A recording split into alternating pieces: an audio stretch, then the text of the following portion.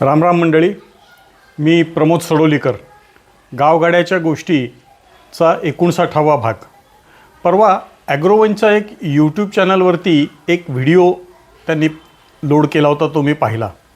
वर्ध्यामध्ये कोणी एक शेतकरी होता आणि त्याची कपाशीची खरेदी झाली नाही म्हणून त्यानं कपाशी पेटवून देण्याचा प्रयत्न केला. यावरनं माझ्या मनात विचार असा आला की बळीराजाची बाजारात नेहमी धुळधाण का होते हो?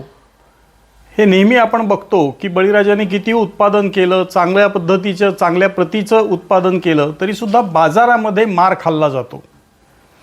आणि या गोष्टीचा विचार करत असताना मी माझे एक सहकारी आहेत doctor Dilip Kajale, agriculture marketing हाच विषय शिकवतात, त्यांच्याशीही या विषयावरती बोलत होतो. आणि त्या सगळ्यातनं माझ्या मनात काही मुद्दे आले, ते मी तुमच्यापुढे विचाराकरता आज ठेवणार आहे. बघा, बाजारात टिकायचं असेल तर काही गोष्टी अशा आहेत की ज्या शेतकऱ्याच्या आवाक्यातल्या कंट्रोलमधल्या आहेत. काही गोष्टी अशा आहेत की ज्या शेतकऱ्याच्या कंट्रोलमधल्या नाही आहेत. आता ज्या कंट्रोलमधल्या गोष्टी आहेत म्हणजे ज्याच्यावरती शेतकरी काही उपाययोजना करू शकतील त्या कोणत्या आहेत? त्यातली पहिली गोष्ट आहे की बाजाराची माहिती आपली अद्ययावत असली पाहिजे, अप टू डेट असली पाहिजे. कुठल्या बाजारात कुठल्या धान्याला काय भाव निघालेला आहे हे जर शेतकऱ्याला कळलं आणि जिथे चांगला भाव निघाला आहे तिथे शेतकऱ्याला जर आपला माल पोहोचवता आला तर त्याचे 4 पैसे जास्तीचे त्याला मिळण्याच्या शक्यता वाढतात. या बाबतीत खूपशा सोयी आज गाव पातळीवर झालेल्या आहेत. मोबाईलवर सुद्धा काही ॲप्स अशी आलेली आहेत की जे तुम्हाला बाजारभाव सांगतात. आता फक्त प्रश्न असा आहे की किती शेतकरी याचा वापर करतात.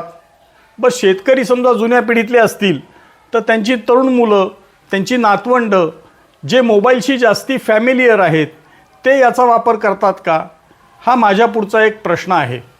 त्यामुळे बाजाराची माहिती अद्ययावत ठेवणं हा एक पहिला भाग आहे जो शेतकरी स्वतः करू शकेल. परंतु त्यातही काही अडचणी येऊ शकतात बरं का.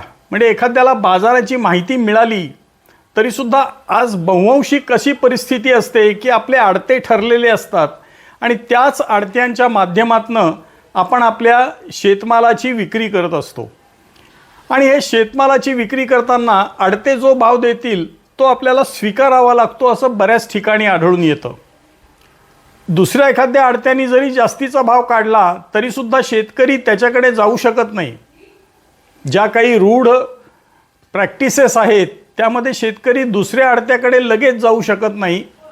याचं कारणही आहे की हे आडते मंडळी जी असतात ती त्यांना वेळोवेळी आडीनडीला उचल देत असतात, बियाणं देत असतात. त्यामुळे एक दीर्घकाळ चालत आलेलं असं ते नातं असतं. एखाद दुसऱ्या व्यवहाराकरता ते नातं शेतकऱ्याकडनं किंवा आडत्याकडनं मोडलं जात नाही. पण खूप वेळा अशा ह्याच्यात जास्तीच्या भावाला आम्ही मुकतो का हा प्रश्न आपल्याला विचारात घेतला पाहिजे. शेतकऱ्याच्या आवाक्यातली दुसरी एक गोष्ट आहे जी बाजारामध्ये काही भले दिवस आणू शकेल ते म्हणजे शेतमालावरचं ग्रेडिंग करणं, प्रक्रिया करणं.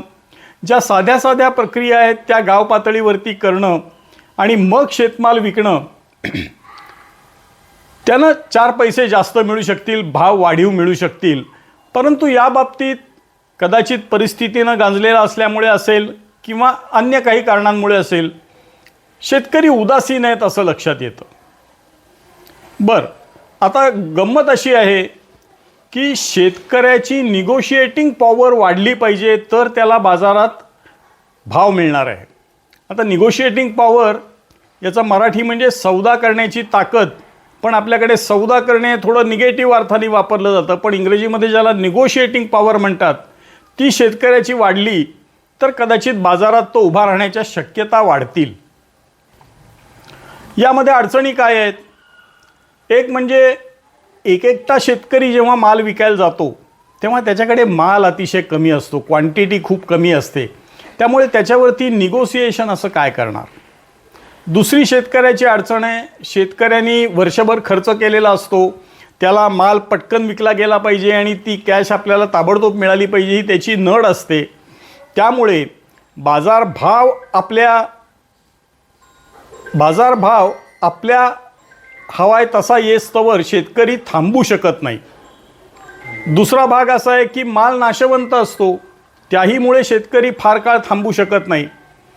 तर या सगळ्या गोष्टींमुळे शेतकऱ्यांची निगोशिएटिंग पॉवर ही कुठेतरी कमी होत असते. आता काही गोष्टी अशा आहेत की ज्या शेतकऱ्यांच्या आवाक्याबाहेरच्या आहेत. सरकारी धोरणं जी असतात त्यामुळे शेतकऱ्यांचं खूप वेळा त्या बदलत्या धोरणांमुळे शेतकऱ्यांना अनेक अडचणींना तोंड द्यावं लागतं. नुकतंच एक उदाहरण आपण पाहिलं की कांद्याची निर्यात रोखल्यामुळे कांद्याचे भाव पडलेले होते. तर हे काही आता शेतकऱ्याच्या हातातलं नाही आहे, परंतु ज्या शेतकऱ्यांच्या हातातल्या गोष्टी आहेत त्या आपल्याला कशा करता येतील हे आपल्याला लक्षात घेतलं पाहिजे. बाजारात उभं राहायचं असेल, बाजाराशी झगडायचं असेल, चार हात करायचे असतील आणि आपल्याला हवा तसा भाव पदरात पाडून घ्यायचा असेल तर त्याला पैशाचं पाठबळ लागणार आहे, थांबायची तयारी लागणार आहे, ज्यामध्ये आज आम्ही कमी पडतो आहोत. यावरती मात कशी करायची हा खरंच विचार करण्यासारखा प्रश्न आहे. मला असं वाटतंय एकत्र आल्याशिवाय याच्यावरती मात करणं अवघड आहे. या प्रश्नावरती भले भले आपले शरद जोशी असतील, इतर अनेकांनी या प्रश्नावरती आवाज उठवलेला आहे, परंतु अजूनही समाधानकारक उत्तर बाजारातल्या स्थितीबद्दल आपल्याला मिळू शकलेलं नाही आहे. अशी काही उत्तरं सापडण्याची शक्यता आहे का हे आपण पुढच्या भागात बघूयात. धन्यवाद.